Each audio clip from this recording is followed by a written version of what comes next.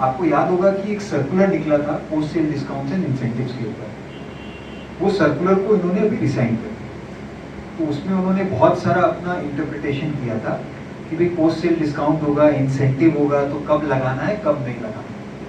फिर अभी जीएसटी का एक तो प्रेस रिलीज निकला, उस प्रेस रिलीज में उन्होंने बोला कि बॉस आप जो क्रेडिट नोट देते हो उसके ऊपर आप जीएसटी नहीं लगाते हो, इसका मतलब आप जो कमर्शियल क्रेडिट नोट इशू करते हो उस पर हम लोगों को तकलीफ है। फिर उन्होंने अभी एक दिन पहले एक सर्कुलर निकाला और फिर दूसरा चीज किया। तो पोस्ट सेल डिस्काउंट पे गवर्नमेंट को हमने इतना ज्यादा कंफ्यूज कभी नहीं देखा। इसको थोड़ा सिंप्लीफाई करते हैं और ऐसे समझते हैं थंब रूल से, ताकि अपने को हर स्टेप पे पता चल जाए पोस्ट सेल डिस्काउंट का अपने को करना है। सबसे पहले मैं आपको ये बताता हूं, first and foremost thing, whether you issue a commercial credit note or a GST credit note is entirely your prerogative। इसका हिंदी में अनुवाद करें, आप कमर्शियल क्रेडिट नोट इशू करें जिसमें जीएसटी का एडजस्टमेंट करें, या फिर जीएसटी क्रेडिट नोट करें जहां पे जीएसटी एडजस्टमेंट होगा, ये पूरा का पूरा आपका ऑप्शन है। ठीक है, गवर्नमेंट आपको कमर्शियल टर्म्स डिक्टेट नहीं कर सकती। In constitution and in law, government cannot dictate commercial terms with parties. They can dictate law, but commercial terms आपको अपना पार्टी के साथ तय करना। अंडरलाइन फैक्टर जो गवर्नमेंट हमेशा देखता है वो ये है कि गवर्नमेंट को रेवेन्यू लॉस नहीं होना चाहिए। एंड तो यही है ना कि गवर्नमेंट को रेवेन्यू लॉस नहीं होना चाहिए। तो आप समझिए रेवेन्यू लॉस कैसे होता है। मैंने 100 रुपीज का गुड्स जॉयदीप को बेचा, उसके बाद उनको 5 रुपीज का क्रेडिट नोट दिया। ठीक है, 100 रुपीज का जब गुड्स बेचा था तब 18% उसके ऊपर जीएसटी चार्ज किया था और मैंने वो 18 रुपीज गवर्नमेंट को दे दिया था। ठीक है, जॉयदीप ने उस 18 रुपीज का क्रेडिट लिया। अब सिचुएशन 1, मैं कमर्शियल क्रेडिट नोट 5 रुपया का दिया, उस पर जीएसटी नहीं लगाया, तो मैंने जो आउटपुट लायबिलिटी दी थी 18 वो स्टैंड किया और उन्होंने जो 18 रुपया क्रेडिट लिया था वो स्टैंड किया। गवर्नमेंट को इसमें कोई नुकसान नहीं। अब मैंने समझ लीजिए जीएसटी क्रेडिट नोट इशू किया, 5 रुपया पे 18% लगाया, 90 पैसा मैंने माइनस किया अपना आउटपुट लायबिलिटी से, तो उनको भी जो इनपुट टैक्स लिए रिवर्स करना पड़ेगा। गवर्नमेंट के लिए फिर भी सेम रहा। तो as far as it is revenue neutral to government, government हमको डिक्टेट नहीं कर सकती है कि हम कमर्शियल क्रेडिट नोट इशू करें या GST credit note issue. Clear? ये एक बात बहुत क्लियर हुआ एकदम। अब डिस्काउंट थोड़ा समझते हैं कि डिस्काउंट कब आता है। ये जो इशू था ये पोस्ट सेल डिस्काउंट के ऊपर था।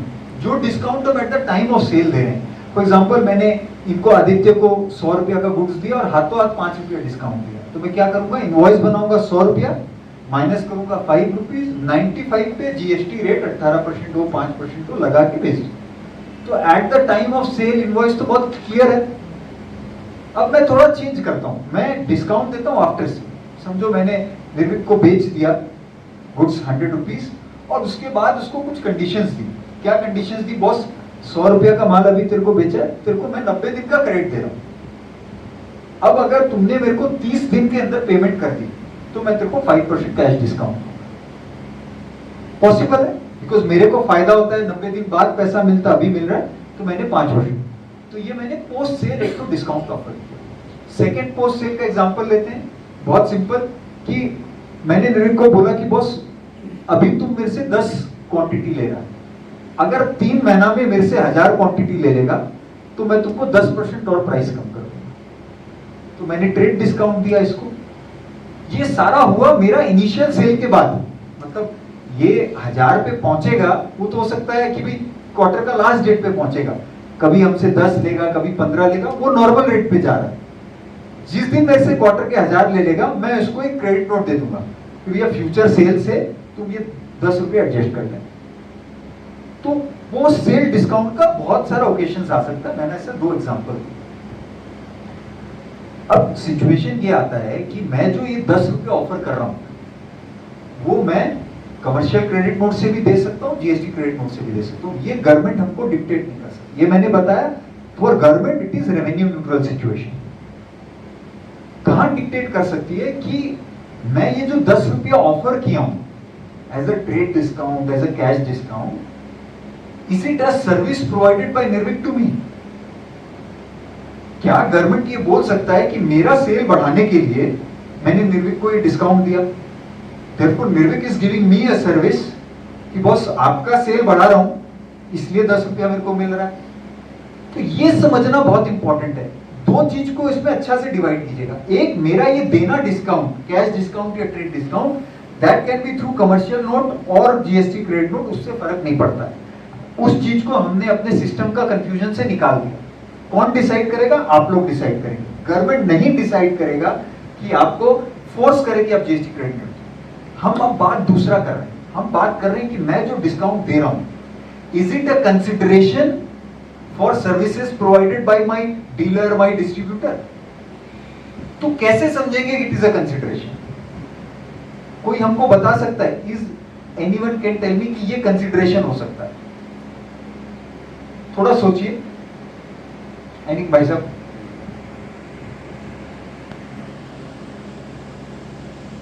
कब हो सकता है? अब इसको पार्ट बाय पार्ट समझते हैं। देखिए, दो ट्रांजैक्शन है इसमें, ठीक है? समझ लीजिए आप मेरे डिस्ट्रीब्यूटर हैं, ठीक है? मैंने आपको गुड्स बेचा है और आपने फर्दर मार्केट में बेचा, तो दो ट्रांजैक्शन हुआ ना। एक मेरे यहां से यहां गुड्स और गुड्स उसके बाद कस्टमर के पास। बहुत सिंपल एक एग्जांपल लेते हैं। मैं मान लीजिए टीवी का मैन्युफैक्चरर हूं, मैंने ग्रेट ईस्टर्न ट्रेडिंग को 1000 गुड्स दे दिया, 1000 टीवी दे दी। If I have passed on my risk and reward of ownership to Great Eastern, वो चला गया गुड्स उसके पास। ग्रेट ईस्टर्न से है कोई यहाँ पे? तो मेरा ट्रांजैक्शन कंप्लीट हो गया। I have sold it to him, now he will sell it to the customers further. दो ट्रांजैक्शन हुआ और दो क्लियर ट्रांजैक्शन है। मेरे यहां से सेल हो गया, मेरा काम खत्म। फिर ये जो है कस्टमर को सेल कर रहे हैं, वो सेकंड लेग ऑफ ट्रांजैक्शन। नहीं बिका तो मैं वापस लूंगा क्या? मैं नहीं लूंगा। तो मेरा एक काम खत्म हो गया। ग्रेट ईस्टर्न ने को मैंने दिया, मेरा sale complete, Great Eastern consumer को बेचेगा। अब कैसे अपने समझेंगे कि whether he is giving me a service और नॉट? अगर मैं इनको कैश डिस्काउंट देता हूं, is he giving me a service? No, he is simply paying me earlier than what credit period allowed है। तो मैंने 90 दिन दिया था, 30 दिन में इन्होंने हमको पेमेंट दे दिया और कोई सर्विस इन्होंने हमको नहीं दिया, तो ये कोई कंसिडरेशन नहीं। मैंने इनको बोला कि बॉस आप मेरे से 1000 यूनिट ले लो एक क्वार्टर में, तो 10% और दे देता हूं। मैं क्या कर रहा हूं? मैं अपनी सेल बढ़ा रहा हूं। I am increasing my sale. He is not giving me a service, I am giving an incentive for him to take volume from me. लेकिन अल्टीमेटली मेरा सेल बढ़ रहा है, इनका सेल बढ़ रहा है क्या? हमको तो इनका सेल से कोई मतलब नहीं है अभी तक कि बॉस ये मेरे से 1000 लें, 500 लें, 10,000 लें, हमको मतलब नहीं। अपना वेयर हाउस में रखें, मेरे से ले लें तो मैं एक्स्ट्रा 10% दे देता हूं। तो मेरी कहानी जो है वहीं तक खत्म हो गई जहां पे मैंने इनको सेल। अब ये आगे क्या करते हैं, इनका चॉइस है। लेकिन अगर मैं जॉयदीप दा को बोल दूं कि जॉयदीप दा अपने ऐसा करते हैं अपने दोनों मिलके कि पूजा आ रहा है, दिवाली आ रहा है, let's give consumers 10%, additionally 10% consumer को डिस्काउंट देते हैं। लेकिन कंज्यूमर को तो मैं डायरेक्ट नहीं बेच रहा हूं। कौन बेच रहा है? जॉयदीप दा बेच रहे हैं, ग्रेट ईस्टर्न ट्रेडिंग कंपनी बेच रही है, वो बेच रही है कंज्यूमर। तो वो बोलेगा बॉस मैं क्यों दूं? Joydeep da will stand up and say why will I give 10%? Boss माल तेरा बिकेगा, 10% तुम देने बोल रहे हो, मैं क्यों दूं? मैं बोलूंगा ठीक है दादा, एक काम करते हैं, 5 रुपये हम दे देंगे, 5 रुपये आप बेयर कर लो, लेट्स गिव कंज्यूमर्स 10%। अब यहां क्या हो रहा है?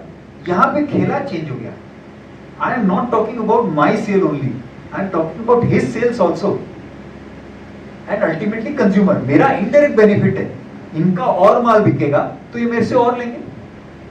But now the agreement is different. Now I am not restricting only to myself, I am telling Joydipta, please give 10% discount to consumers, and he is giving that discount on my saying, on my beck and call, for which I am giving him 5 rupees. That point he is giving me a service. तो इनको 5 रुपया जब मैं दूंगा credit note, he has to charge me GST on that. तो फिर मैं उनको बोलूंगा दादा आप मेरे को इनवॉइस रेस कर दो 5 रुपये के ऊपर GST चार्ज करके, I will give you 5 rupees plus GST. So so difference on discount post sale, आपको ये समझना है कि आप कितना लेवल तक जा रहे हैं. I want to give service to consumer and I am utilizing your network to give that, then there is a consideration. आप सोचो, एक दूसरा एग्जांपल लेते हैं. मान लीजिए जॉयदीप दा अलीपुर रहते हैं और ये मेरे डिस्ट्रीब्यूटर, टेलीविजन के डिस्ट्रीब्यूटर. मैं इनको बोलता हूँ दादा अलीपुर में एक क्लब है, एक बिल्डिंग हाउसिंग सोसाइटी है, आप उसके ऊपर लगाओ एक पोडियम और प्रोडक्ट डिस्प्ले करो और वहां से बेचो. तो जॉयदीप दा मेरे को बोले कि भैया उस पर 50,000 रुपया खर्चा है. बोले ठीक है, आधा आधा करते हैं, 25,000 दूंगा, आप लगाओ. वहां क्या लगा, हाउसिंग सोसाइटी में एक स्टेज लगा जिसमें बैकग्राउंड में मेरा टेलीविजन ब्रांड का बोर्ड लगा. ये डिस्ट्रीब्यूटर वहां बैठे, सबको बताए और माल बेचे. 50,000 इनका खर्चा है, 25,000 मैंने इनको दिया. तो ये एग्जीबिशन लगाने के लिए मैंने बोला, I have requested him to put an exhibition in that particular housing society. So this is something which I have done. If something I have done and he is done pursuant to my request, then there is a consideration. He has to recover that 25,000 from me with GST. So ये अपने को समझने का दरकार है कि post sale discount अपने किसको बोलते हैं. ये ग्रे एरिया, ये एस्टैब्लिश करना. अभी ये पूजा और के टाइम पे बहुत रेलिवेंट है क्योंकि हम लोग बहुत सारा कंज्यूमर फेसिंग स्कीम्स चलाते हैं. थर्ड एग्जांपल लेते हैं. मैंने साल भर में, फॉर एग्जांपल रतन दा मेरे डिस्ट्रीब्यूटर है, मैंने साल भर में आपको एक टारगेट दिया. लेट्स से कि 10,000 पीसेज आप टीवी उठा लेंगे. आपने मेरे से 10,000 पीसेज उठाया तो आपका कॉस्ट कम हो गया 10%. आपका जब कॉस्ट कम हुआ 10%, 5% आपने कंज्यूमर को डिस्काउंट दे दिया. तो क्या उस वक्त 10% पे आप जीएसटी चार्ज करेंगे मेरे से? आप नहीं करेंगे. क्यों? क्योंकि आपने जो प्राइस कम किया, by your own independence choice कम किया. मैंने नहीं बोला आपको. आपके पास ये 10% एक्स्ट्रा बचा क्योंकि आपने मेरे से वॉल्यूम लिया and you passed it on to the consumer by your own choice. I did not say to you to do that. In that case, you cannot charge GST on it. एक और example लेते हैं. आपका अपना एक area है, let's say Behala. आप वहां पे लोकल एरिया मार्केटिंग कर रहे हैं. अरे रोहित सुराना का प्रोडक्ट ले लो, रोहित सुराना का प्रोडक्ट ले लो. न्यूज़पेपर में एडवर्टाइजमेंट दे दिया, लैम्प के साथ दीवार पे लगा दिया. My brand is being promoted और अदर एंड में आपको डिस्काउंट भी दे रहा हूं. तो आप मेरे को सर्विस दे रहे हो क्या? आप बोलोगे दे रहे हो, लेकिन मैंने नहीं मांगा सर. लोकल एरिया मार्केटिंग आप कर रहे हो. I did not ask for any kind of service. You are doing it to increase your sale. I sold goods to you, my job is done. Now you want to increase your sales, you are doing it. That does not come under GST.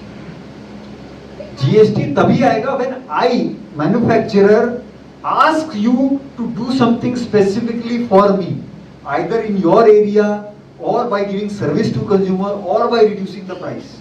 The golden rule to charge GST on any kind of further discount I give is whether I have asked you to do it or not. अगर मैं आपको पूछूंगा तभी आप charge करोगे, नहीं तो it is your choice. You can do pure commercial credit note. तो इसमें क्या है ना, बहुत सारा कंफ्यूजन रहेगा, बट आपको सिंप्लीफाई करना. चंदन ये आपके लिए बहुत इंपॉर्टेंट है. आप जो डिस्काउंट दे रहे हो, थंब रूल अपने वापस रिवाइज कर लेते हैं. जो मैन्युफैक्चरर डिस्ट्रीब्यूटर या डीलर को दे रहा है by his own choice, only till distributor dealer to increase his own sale, to increase Cucina's own sale, that either you give commercial credit note और you give GST credit note. It's your choice. If I ask you to do something either in your area or in your price or by promotion, then whatever I give you, you charge GST on me.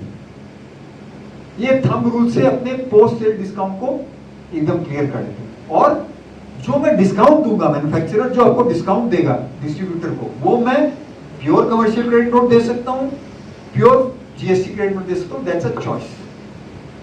इसमें कोई difference नहीं. Clear? Any questions so far on post sale discount? किसी को कोई question? आपको तो prove करना होगा ना कि अग्रीमेंट है या किस बेसिस पे that GST is applicable or not, कि नहीं करना है. देखो गवर्नमेंट को प्रूव नहीं करना है, गवर्नमेंट आपको पूछेगा कि बॉस आप इस पे जीएसटी क्यों नहीं चार्ज किए, तो आपको जवाब देना है कि बॉस हमने तो कभी बोला ही नहीं डीलर को कि ये करो। अग्रीमेंट है कि नहीं, अब आप समझिए अग्रीमेंट है कि नहीं। आप एक सिंपल चीज समझिए, अभी मैं एक ब्रांड हूं जैसे कुचीना, मैंने न्यूज़पेपर में हर जगह एडवर्टाइज कर दिया कि मेरे सारे प्रोडक्ट के ऊपर 10% ऑफ। आप मेरी डीलर हैं, it is publicly available even though there is no agreement between us, there is an oral agreement which is clearly evidence on newspaper कि बॉस 10% डिस्काउंट सारा कंज्यूमर्स को दे रहे हो, तो डीलर को देना पड़ेगा। वो डीलर घर से दे रहा नहीं है, मेरे से चार्ज कर रहा है, तो जीएसटी चार्ज करना ही पड़ेगा। So even if there is no agreement, there is an oral agreement which is clearly evidence by this newspapers, hoarding, sponsorship, मांग लेगा। Now, if there is nothing on record and you tell them that भाई मैंने अपने मन से दिया, आपको चीना नहीं बोला था करने के लिए, कोई हमारा रिटर्न अग्रीमेंट नहीं है, नहीं चार्ज करेंगे। So, if you read the language of circular, the inducement of sale has to come from manufacturer. If you are yourself doing it, you means dealer. अगर खुद से कर रहे हो, then I am not liable to pay GST to you on that discount. Clear है ना? Anybody have any other question? This circular is clear. Yesterday, you are talking about that. Yes, sir. Sir, if you see the timelines, there was a circular which had come about a couple of years back, 2022, which spoke a lot about incentives, postage discounts, etc. They only confused the matter. There was a lot of litigation based on that circular. Lot of people, Khadem, etc., were facing a lot of litigation. Then the press release which came, which reduced the discount, and even these FAQs, they gave another picture on commercial credit note and financial GST credit notes. कि भाई आपको the indication was that you have to issue GST credit note. But we asked the question कि boss, it is revenue neutral to you. Whether I deduct or not does not matter. If I deduct, he will take less credit. If I don't deduct, he will take more credit. They got this sense, and yesterday they issued another circular कि boss तुम लोग जानो commercial दो कि GST तो हमको उससे मतलब नहीं, लेकिन अगर मैन्युफैक्चरर के कहने पे कुछ डीलर कर रहा है जिसके लिए आप दे रहे हो, तो डीलर को चार्ज करना पड़ेगा। ठीक है, to that extent I understand कि if he is giving services at my beckoning, obviously he will charge, which is all right. Clear? In the entire thing, anything else? So, any questions so far that you have? On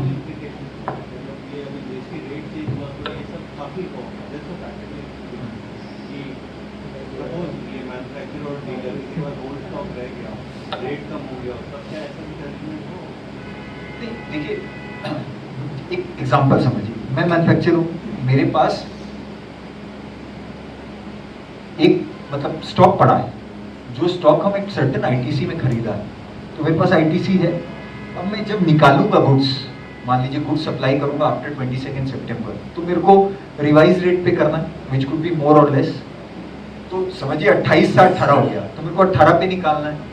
जब 28 था तो मेरा credit फटाफट use हो रहा था, अब 18 है तो मेरा क्रेडिट धीरे यूज होगा।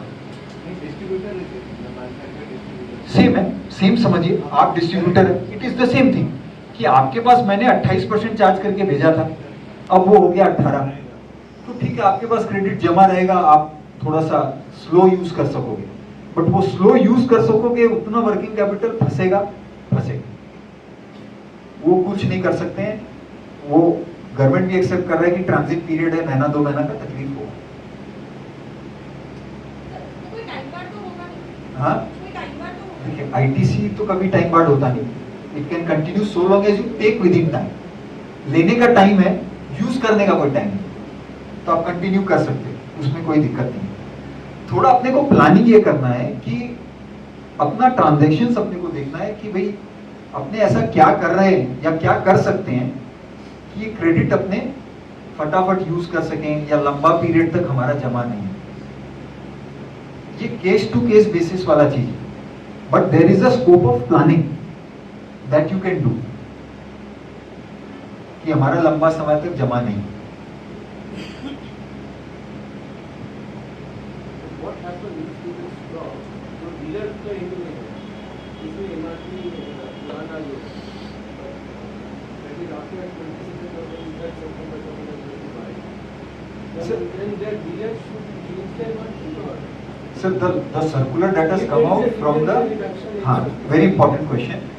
सर क्या पूछ रहे हैं कि डीलर है, निर्विक मेरा डीलर है, उसके पास ऑलरेडी स्टॉक पड़ा हुआ है और 22 सितंबर के बाद वो बिक रहा है और उसमें पुराना एमआरपी, बट 22 सितंबर के बाद तो रेट चेंज हो गया, तो आइदर आई शुड गेट, मैं as a consumer if I am buying at MRP I should get a lower discount, कम में मिलना चाहिए मेरे को, जीएसटी कम हुआ, तो उसमें लीगल मेट्रोलॉजी ने ऑप्शन दिया फैसिलिटेट करने के लिए कि आप ओरिजिनल एमआरपी रखो, उसके पास में एक रिवाइज्ड एमआरपी का स्टिकर लगा। तो एक मैन्युफैक्चरर को क्या करना चाहिए sir, you should print and send the revised MRP का sticker, so the original MRP is also there and the revised MRP is also there, so and dealer should affix that, that is something. However, it is not a violation of law if you don't put revised sticker as long as you pass on the discount.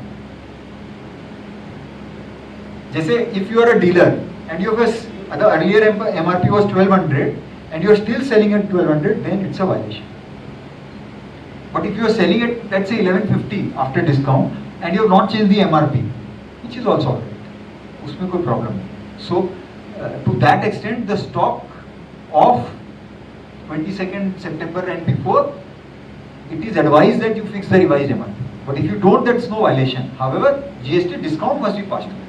That they are very strict. They've come out with a list of 54 items where they will track whether you have reduced the MRP. So that is very very serious.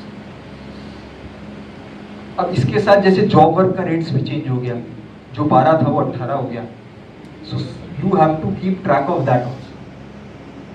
So the only planning that this exercise will bring are twofold. One, कि भाई आप अपना ITC जो accumulate होगा वो कैसे आप फटाफट इनपुट टैक्स क्रेडिट को लिक्विडेट करें. Second, whether your industry has come into inverted duty structure.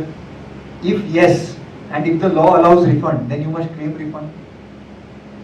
Third is if you have a discount and incentive structure with your distributor dealers, then what you do, that is very very important कि भाई कैसे कर रहे हैं, so that बाद में ऐसा नहीं हो कि लंबा जीएसटी का डिमांड आ जाए कि डीलर के साथ आप दो हमको. So that you have to be very careful because largely it is revenue neutral. If dealer charges and you take credit, it's revenue neutral. But if you don't charge and they suddenly come and tell you, then you don't get credit also. Third most important thing, have we spoken about the intermediary already? So, intermediary क्या है? पहले आज तक law क्या था? Let's understand today's law. Intermediary मतलब क्या हुआ? Let's consider दो situation.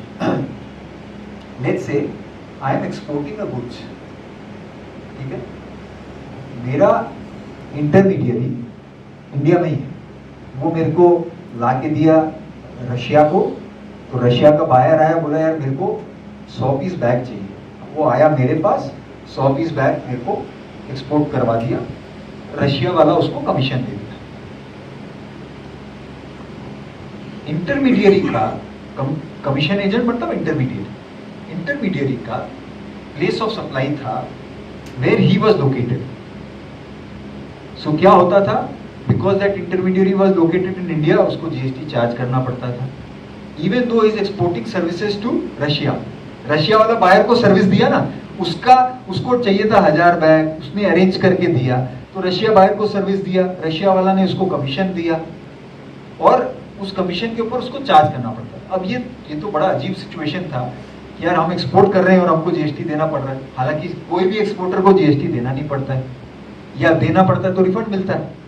उल्टा केस क्या था, मान लीजिए दुबई में मेरा एक एजेंट बैठा है और मैं एक्सपोर्टर हूं और वो मेरे को ऑर्डर ला के दे रहा है, तो मतलब मैं उसको कमीशन देता था, मेरे को ऑर्डर ला के दिया मैं उसको, लेकिन उसमें रिवर्स चार्ज था नहीं, because intermediary is outside India jurisdiction, तो वो जीएसटी चार्ज नहीं करता था. समझ रहे हो आप डिफरेंस? तो इंपोर्ट पे तो जीएसटी लगना नहीं था और एक्सपोर्ट के ऊपर लग रहा था, which was against the fiscal policy, which got corrected. कि अब हो गया कि बॉस आप जहाँ पे हो नहीं, जहाँ पे लोकेशन ऑफ रेसिपिएंट है वहाँ पे सप्लाई होगा। तो यहाँ पे फर्स्ट केस में location of recipient is Russia, तो export of services non national jurisdiction, आपको चार्ज नहीं लगेगा। सेकंड वाला एग्जांपल में रेसिपिएंट कहाँ है, कैलकाटा में, सप्लायर कहाँ है, दुबई में, रिवर्स चार्ज में मैं दूंगा, क्रेडिट ले लूंगा। So this anomaly got corrected. It was always an anomaly which got corrected. तो इंटरमीडियरी पे ये करेक्शन हो गया। क्लियर? Any other? हाँ? अब आशिम बोल दिया कि आशिम तक पेमेंट हो जाएगा।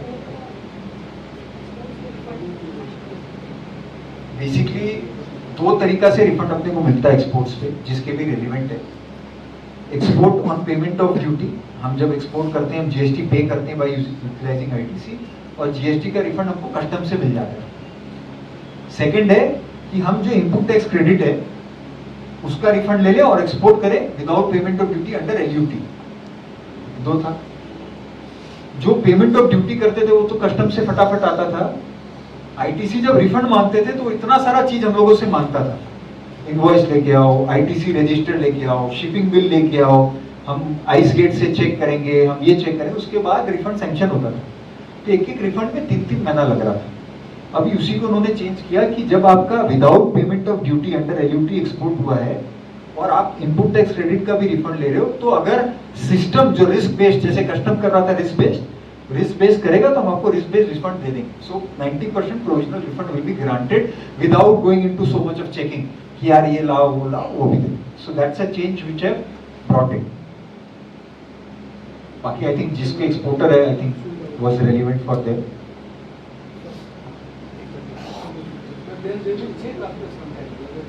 That is risk based. So for example, out of 100 exporters, the system will pick up 10 exporters and they will check thorough कि भाई what you have done is correct or not. बाकी सो उसी बेसिस पे चलता है। Risk base कैसे आता है दादा? जैसे for example you are an exporter, you have a lot of block credit, you have a lot of credit where supplier have not filed their returns, तो आपका रिस्क बढ़ जाता है। So your chances of audit will increase. So if you are taking material from vendors which are very low compliant vendors, therefore low GST number वाले में आपका audit का chances बढ़ जाएगा। So that's how it goes. हम लोगों को जितना भी अपील फाइल करना है वो करना होगा ट्राइब्यूनल में। Is all right. So any other questions? We've discussed changes in 1 minute. We've discussed changes in input tax GST rates. We have discussed where ITC has to be handled when you have stock in hand. ये भी देखना कि input tax planning हो सकता है ISD के through. Input service distributor registration is now mandatory from Feb 25, so that is something you can look into it. We've done post sale discount, we've done intermediary. Transportation में cost बढ़ेगा, जो forward charge में वो 12% अब 18% charge करेंगे, तो वो working capital to that extent गड़बड़ा जाएगा आपका। सो यू मस्ट कंसिडर एक बार अंदर बिस बैकग्राउंड कि अपना बिजनेस में कहाँ है, and then one on one we can discuss if we can mitigate those GST का ब्लॉकेजेस।